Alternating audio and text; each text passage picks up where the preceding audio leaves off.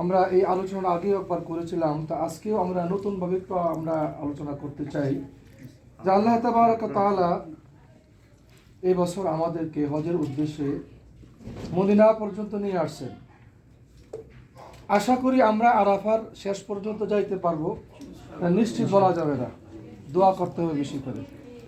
তো আল্লাহ তাবারক ওয়া তাআলা একটা জিনিস, যে এই হজের মাসালা একটা শব্দ দিয়ে আল্লাহ পাক শুরু করছেন। সেই শব্দটা হইল ওয়ালিল্লাহ। ওয়ালিল্লাহ শব্দ দিয়ে আল্লাহ পাক প্রথম শুরু করেছেন। সহজ অর্থ আল্লাহর জন্য মানুষের উপর হজ, আল্লাহর জন্য মানুষের উপর হজ। আল্লাহ পাক কোনো আবাদত, হজ ছাড়া যত আবাদত আছে কোনো আবাদত কিন্তু এই শব্দ দিয়ে শুরু করেন নাই, যে আল্লাহর জন্য নামাজ, আল্লাহর জন্য রোজা, আল্লাহর জন্য যাকাত। ডাইরেক্ট সব কিছু আল্লাহর জন্যই, কিন্তু ডাইরেক্ট এভাবে ব্যবহার করেন নাই। শুধু একমাত্র হজের বেলায় এই শব্দটা ব্যবহার করেছেন, যে আল্লাহর জন্য হজ। আল্লাহর জন্য হজ কোনটা? আমাদের এই যে রিয়াজ ভাই কি আসে না নাকি? মজিবর ভাই আসছে, সুখবর। রিয়াজ ভাই কি আমার রুমে যাওয়ার কথা একটু বন্ধ করে দেন। যে আল্লাহর জন্য হজ হইতে হইলে তিনটা জিনিসের প্রয়োজন, প্রাথমিক তিনটা জিনিসের প্রয়োজন। এই তিনটা জিনিস প্রথম অবস্থায়, এই তিনটা জিনিস যদি পাওয়া যায় তা আল্লাহর জন্য হজ হবে। প্রথম হইল আল্লাহর মুহাব্বত। এই তিনটা জিনিসের প্রথম কি? আল্লাহর মুহাব্বত। আল্লাহর মুহাব্বত থাকতে হবে হজের জন্য। আল্লাহর প্রতি আকর্ষণ, বাইতুল্লাহর প্রতি আকর্ষণ, এটা যদি থাকে তখন এটা হবে আল্লাহর জন্য মুহাব্বত। আল্লাহর জন্য মুহাব্বত এটা আলোচনা করতে হলে অনেক সময়, এদিকে আমরা যাব না, শুধু আমরা মূল বিষয়গুলো আলোচনা করতেছি। 2 নম্বর হলো আল্লাহর রহমতের আশা। আল্লাহর রহমতের আশা করতে হবে। যদি আমরা হজে আল্লাহর রহমতের আশা করি তাহলে আমরা আল্লাহর জন্য হজ করতে পারবো। 3 নম্বর হলো আল্লাহর আযাবের ভয়। আল্লাহর আযাবের ভয়। এই তিনটা জিনিস আমাদের অন্তরে, আমাদের কলবে যদি আমরা ফিট করতে পারি তাহলে সেটা হবে কি? আল্লাহর জন্য হজ। আর এই তিনটা জিনিস আমরা যোগ করব, আল্লাহর মুহাব্বত, আল্লাহর রহমতের আশায়, আল্লাহর আযাবের ভয়। এই তিনটা জিনিস আমাদের মাঝে কি করব? অ্যাড করব, যোগ করব। আর তিনটা জিনিস আমরা ডিলিট করব। অন্তর থেকে আমরা তিনটা জিনিস কি করব? ডিলিট করব, বিয়োগ দিব। এটা আমাদের অন্তর থেকে একবারে সাফ করে দেব। এই তিনটা জিনিসের প্রথম হইল রাফাস। প্রথম কি? রাফাস। 2 নম্বর জিদাল। 2 নম্বর কি? তো বলতে হবে এটা। 3 নম্বর হলো ফুসুক। প্রথম তিনটা জিনিস অ্যাড করতে হবে, আল্লাহর মুহাব্বত, আল্লাহর আযাবের ভয়, আল্লাহর রহমতের আশা। তিনটা জিনিস যোগ করতে হবে, তিনটা জিনিস বিয়োগ করতে হবে। রাফাস, জিদাল, ফুসুক। এটা কিন্তু হজের মৌলিক বিষয়। হ্যাঁ, আমি ব্যাখ্যা করবো, এটা হলো প্রথম অবস্থা, তিনটা জিনিস যোগ করা, তিনটা জিনিস বিয়োগ করা। 2 নম্বর, টাকা যদি 100% হালাল হয়, টাকা যদি 100% হালাল হয়। আমি হজ করতে আসলাম, আমার টাকা যদি হালাল না হয়, আপনার জিন্দেগিতে 100 বার হজ করলেও কাজ হবে না।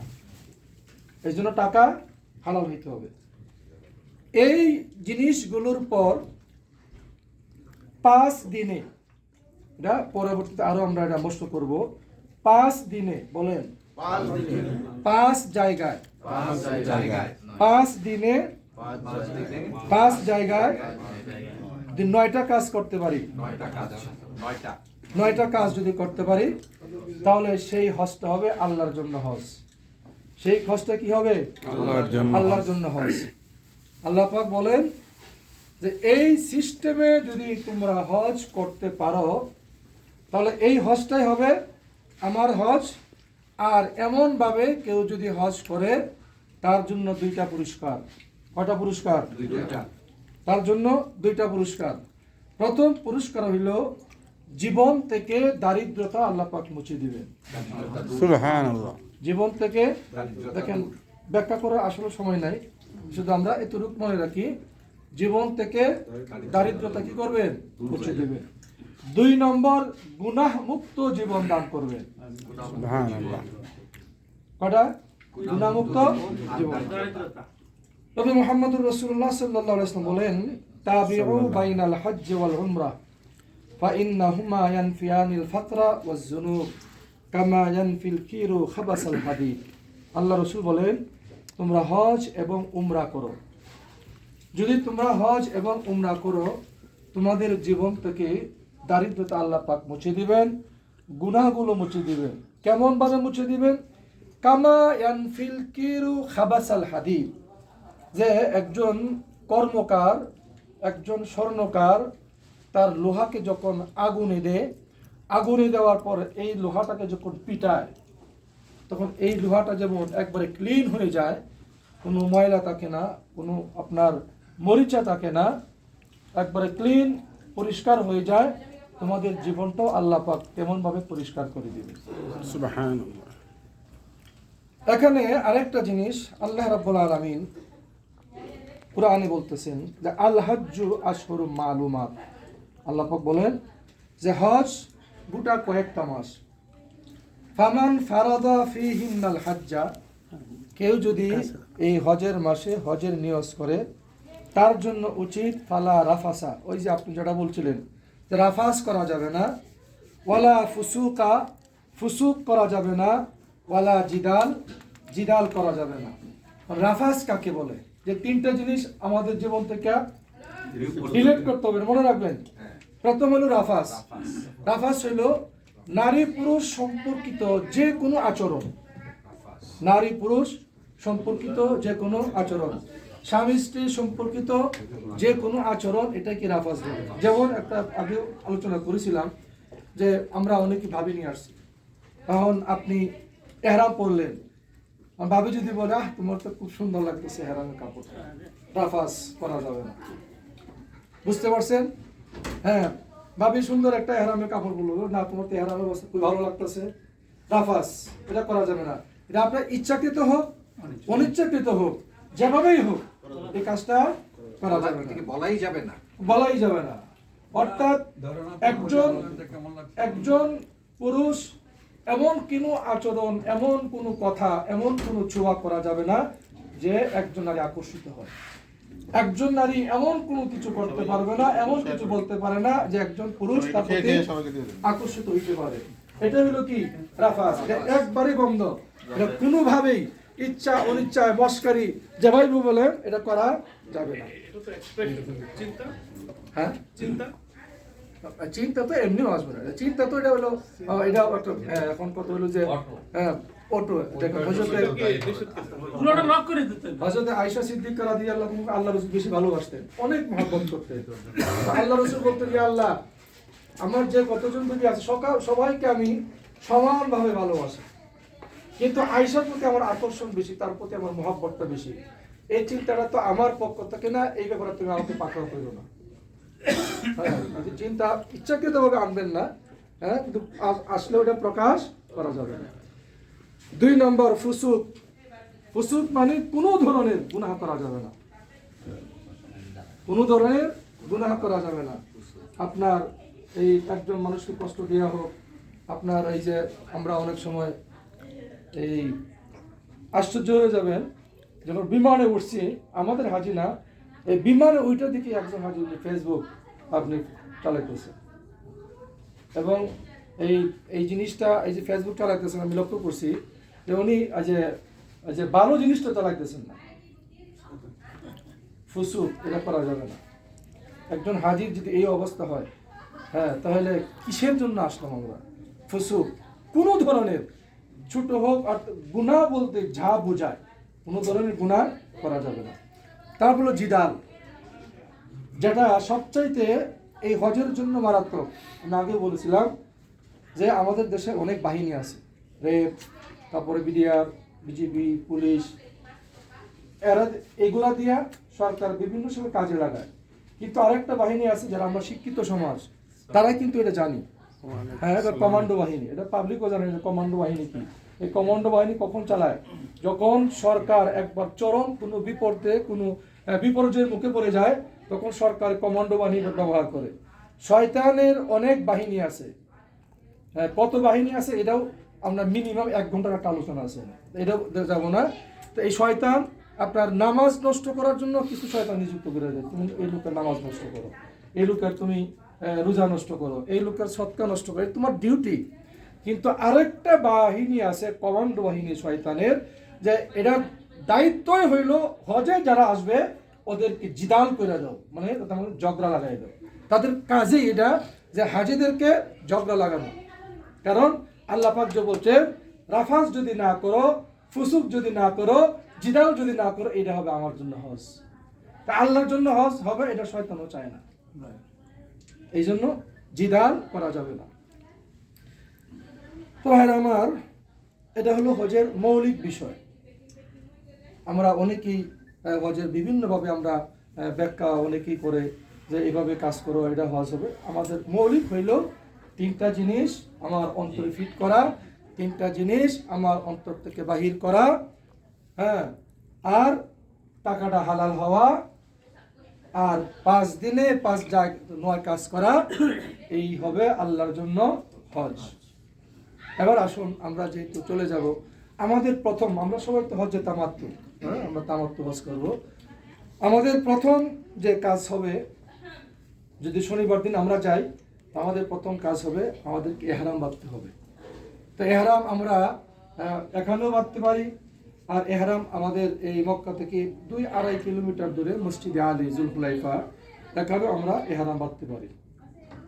তো এখন আসুন যে এহরাম বাঁধার পূর্বে আমাদের যে জিনিসটা আছে, উমরা আমরা কিভাবে করব? উমরা এটা পরবর্তী আলোচনা করতেছি। উমরাটা হইল সহজ ভাষায় বলি যে 2 জায়গায়, বলে 2 জায়গায় 2টা কাজ করাকে উমরা বলে। 2 জায়গায় 2 কাজ করাকে উমরা বলে। প্রথম জায়গা হলো নিজের বাড়ি, প্রথম কাজ কি? নিজের বাড়ি। 2 নম্বর আল্লাহর বাড়ি। 2 নম্বর প্রথম কাজ নিজের বাড়ি, 2 নম্বর আল্লাহর বাড়ি। এই 2 কাজ করিয়া এরপরে 2টা কাজ করা, এটাই উমরা। এত সহজ উমরা যে আপনি অবাক লেগে যাবেন। নিজের বাড়ি কি? নিজের বাড়ি তো এহরাম, আমাদের বাড়ি হলো বাংলাদেশ, আমরা এহরাম বাঁধবো কোথায়? বাংলাদেশ, নিজের বাড়ি। আর আল্লাহর বাড়ি, আল্লাহ বাড়িতে আইসা আপনার কি করতে হবে?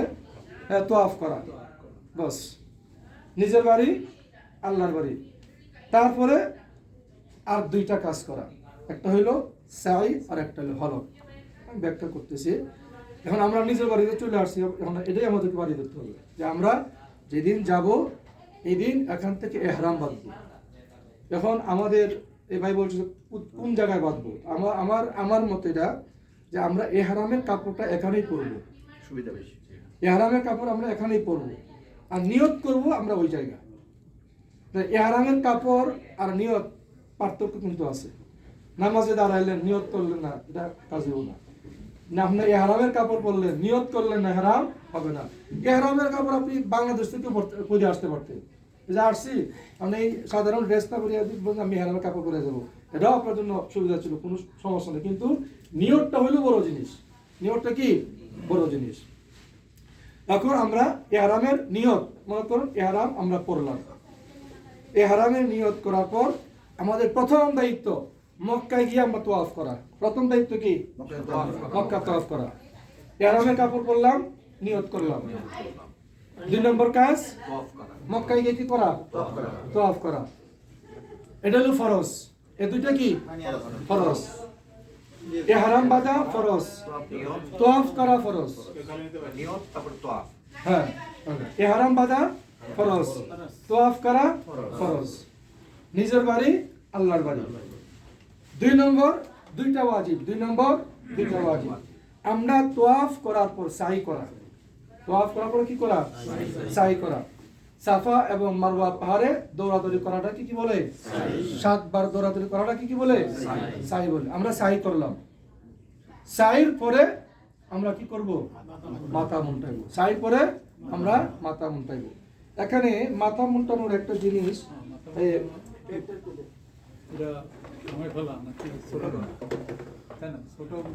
মাথা মুন্টানোর ব্যাপারে আমাদের মাঝে একটা ভ্রান্তিক এই যে মাথা মুন্ডানো আর কি, মাথা মুন্ডানো আল্লাহ রসুল মাথা মুন্ডাইছেন, মাথা আপনার ওই যে ছোট করাও এটাও আছে, কিন্তু আল্লাহ রসুল যেটা আমল করছেন আমরা সেটাই আমল করবো।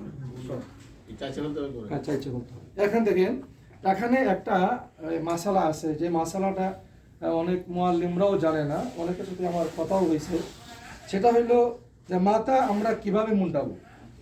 তাই কেউ আমাদের সমাজে একটা বিভ্রান্তিকর একটা মাসালা আছে যে মাথা মুন্ডাতে হইলে আগে নিজেকে নাফির দ্বারা মাথা মুন্ডাইতে হবে, তারপর একজন আরেকজনের পারবে। এটা হলো অনেকের ধারণা, কিন্তু না।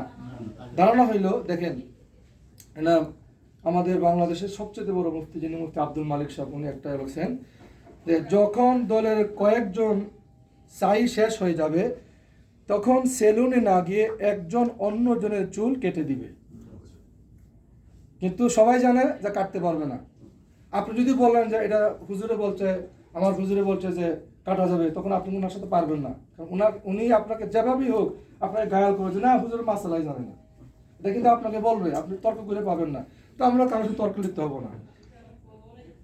তখন অনেকে মনে করে প্রথমে একজনের সেলুনে থেকে চুল কেটে আসতে হবে, এরপর সে অন্যজনের চুল কাটতে পারবে। এ ধারণা সম্পূর্ণ ভুল এবং ভিত্তিহীন। মক্কার বাজারে 100 বা 200 রিয়ালের চুল কাটার উন্নত মানের মেশিন পাওয়া যায়। একা কিনতে না পারলে কয়েকজন মিলে একটা কিনে নেবে, মেশিন কিনে বাসায় বসে চুল কাটবে, এতে খরচও বাঁচবে আর চুল কাটার সুন্নত আদায় হবে। চুল কাটার একটা সুন্নত কিন্তু একটা আছে, হ্যাঁ, যেমন চুল কাটার জন্য ক্যাবলামুখী হয়ে বসা। আপনি হজের চুল কাটবেন বা আপনি উমরার চুল কাটবেন, এটা প্রথম সুন্নত কি? ক্যাবলামুখী হয়ে বসা, এটা একটা সুন্নত। আপনি যদি দোকানে যান এই সুন্নতটা কিন্তু আদায় হবে না, হ্যাঁ। তারপরে ডান দিক থেকে আপনার কাটতে শুরু করা, আপনার ডান দিক থেকে করা চুলটা কাটা শুরু করা, হ্যাঁ। তাছাড়া অন্য ভাইকেও একরামক করা যাবে। আপনি যে আমার দেখেন মক্কা গেলে আপনার যে চুল কাটতে যান, মিনিমাম হজের পর আপনার 20, 30, 40 রিয়াল লাগবে, কিন্তু হ্যাঁ তারা দাম উঠে যায়। তো আপনি যদি আমার এই কাজটা করেন, আমি যদি আপনার কাজটা করি, আমার উপর আপনার একরাম হইলো, আপনার উপর আমার একরাম হইলো, হ্যাঁ। তা এটা হইলো মিছিল না, আমরা সবাই তো প্লেট নিয়ে আসছি, এটা আপনার আমি এই ব্যাপারে খুব পারদর্শী। আমরা 2 মিনিটে আপনার মাথা আমি করতে পারবো ইনশাআল্লাহ। আমি প্রস্তুত আছি, এই ব্যাপারে কোনো টেনশন করেন না। আমরা সুন্নত তরিকায় কাজটা করবো না। আমি আল্লাহ রহমত, আমি দুনিয়াতে শুনেন, দুনিয়াতে এমন কোনো কাজ নেই যে কাজ আমি পারি না, আলহামদুলিল্লাহ। এটা আমার এই একটা যারাই বলে আমি সব কাজ ইনশাআল্লাহ পরিশ্রম করতে পারি। আমার চুল আরো লম্বা ছিল, এটা বললাম যে কেউ করতে পারবে, হ্যাঁ যে কেউ করতে পারবে। আচ্ছা এখন হলো যে আমরা প্রথম কি করব, এটা